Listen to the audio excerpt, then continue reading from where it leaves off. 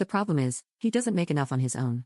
If I went in on the loan with him, our combined income would be enough to qualify. If I go in on the loan, we could stay with his family in the house and save for our own home later. We'd have more space, which would be great because I'm trying to start a business, and I wouldn't be living in a one-bedroom apartment with 9 cats. But it's also a 30-year mortgage loan. He has told me that whatever I decide to do won't affect our relationship, but I'm afraid this will for me. If I decide to not go on the loan, his parents said they'll get a trailer and take the cats, but his sister, 19F, would still probably end up living with us because her job is close to us, and she doesn't drive. I feel like I'm losing it. I feel like no matter what I do, I'm losing something, and I'm so conflicted. I've asked for advice from my mom and some friends, and they think they're asking too much. But if I don't go in on the house, I'm still in this apartment that costs too much and adding an extra person to our space. So I'm asking, should I just let them put my name on the mortgage loan? Or should I accept that his sister will be living with us?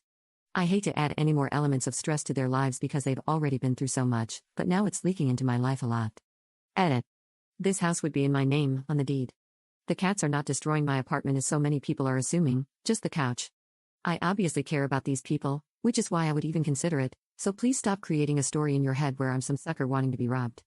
I'll suggest that his sister stay with us as long as she is looking for another place of her own and encourage her to maybe consider rooming with a good friend of hers.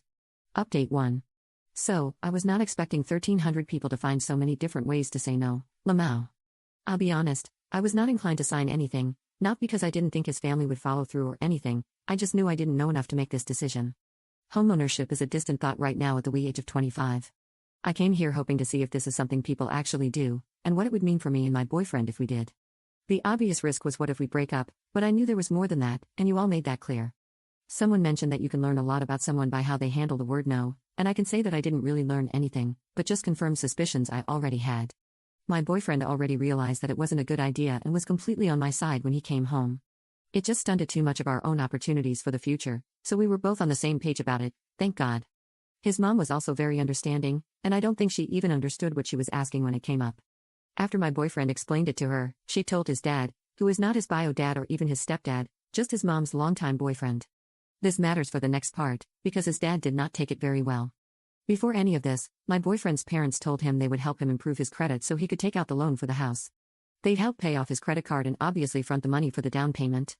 And they said even if we didn't help with the house, they'd still do that since he's helped so much already. Here are just some of the things he did for them. He coordinated with the Red Cross to get them assistance after the fire, helped wrangle the cats, housed the cats and his family, and went with them to the realtor. As I suspected, though, once we made it clear that it was not happening with the mortgage and how it would damage our future chances at a home for ourselves, his dad wasn't happy. When his mom asked if they would still pay my boyfriend's credit card, his dad said no. He didn't help us, so we won't help him, is how he put it, apparently. Yeah, like I said, my boyfriend's family is pretty dysfunctional. I can't say I've ever had the most respect for his dad, but he's been there for most of my boyfriend's life. I have lots of thoughts on how this should go, but ultimately we are just going to try problem solving in different ways. Maybe be less ready to help so his dad can see what that's actually like.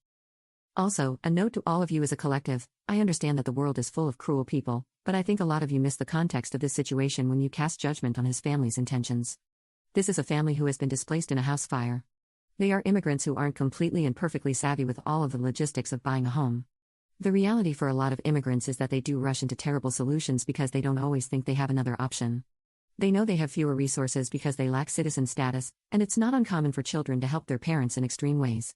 And that doesn't just apply to immigrants, there are people all over the world taking extreme risks to try to better their situation, but since they have lived so long needing to think on their feet, they don't always feel like they can afford to look for other options. All that to say, practice a bit more compassion. I understand that this was too much of a risk for myself, but that's not going to stop me from helping them where I can.